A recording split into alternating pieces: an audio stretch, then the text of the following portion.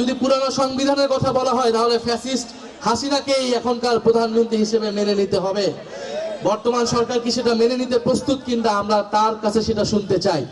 ফলে অযথা জল ঘোলা করবেন না, সংস্কার বাস্তবায়ন করতে হবে, বিচার বাস্তবায়ন করে। জানেন বাংলাদেশে এখন কি হচ্ছে? আপনারা গণভোটে সবাই কি হ্যাঁ এর পক্ষে ছিলেন না? আমরা সবাই কিসের পক্ষে ছিলাম? আমরা হ্যাঁ এর পক্ষে ভোট দিয়ে গণভোটকে জয়যুক্ত করেছি, কিন্তু সেই গণভোটের গণরায়কে নিয়ে যাওয়া হচ্ছে আদালতে। গণভোটের বৈধতাকে প্রশ্ন করা হচ্ছে আদালতে।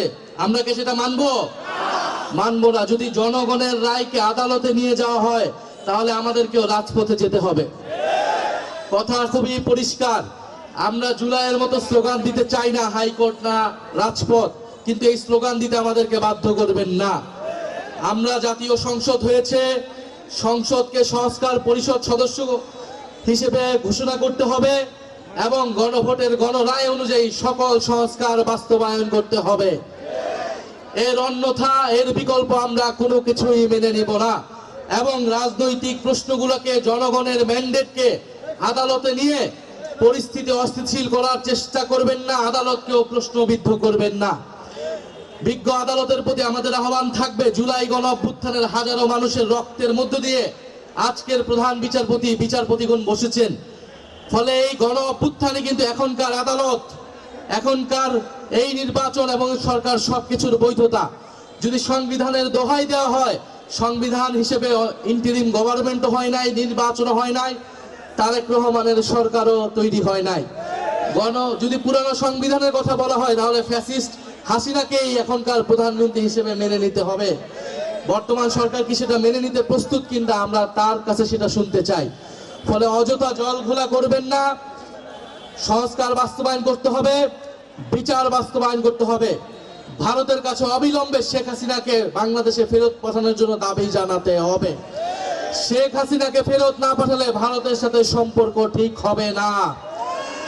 বাংলাদেশের সাথে সম্পর্ক স্থাপন করতে হলে অবশ্যই জুলাই গণহত্যার বিচার, শেখ হাসিনাকে ফেরত পাঠাতে হবে, শরীফ ওসমান হাদির খুনিদেরকে বাংলাদেশে ফেরত পাঠাতে হবে। তারপরে ভারতের সাথে সুসম্পর্কের বিষয়ে আমরা বিবেচনা করব ইনশাআল্লাহ। আজকে পুরো সমগ্র এনসিপি এই কুমিল্লা জেলায় এসেছে। এনসিপির সব গুরুত্বপূর্ণ নেতাই আজকে কুমিল্লা জেলায় এসেছেন। কুমিল্লা এবং বৃহত্তর কুমিল্লা থেকেই কিন্তু এনসিপির যে কার্যক্রম, এনসিপির গুরুত্বপূর্ণ নেতা তৈরি হয়েছে, এটা আমাদের জন্য অনেক সম্ভাবনার। আপনারা জানেন যে কুমিল্লায় মুজিববাদের জম হাসনাত আব্দুল্লাহ রয়েছেন, যিনি নির্বাচিত হয়েছেন কুমিল্লা জেলার মানুষের ভোটে।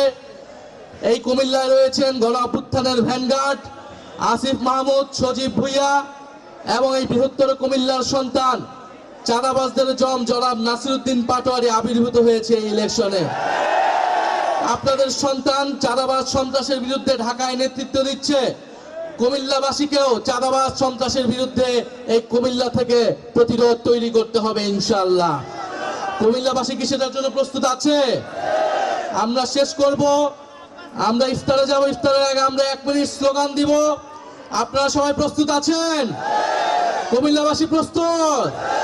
ইনকিলাব ইনকিলাব, এনসিপি এনসিপি, ক্ষমতা না জনতা, আপোষ না সংগ্রাম, দালালি না রাজপথ, গোলামি না আজাদি। তুমি কে আমি কে, আমরা সবাই হাদি হব, যুগে যুগে লড়ে যাব।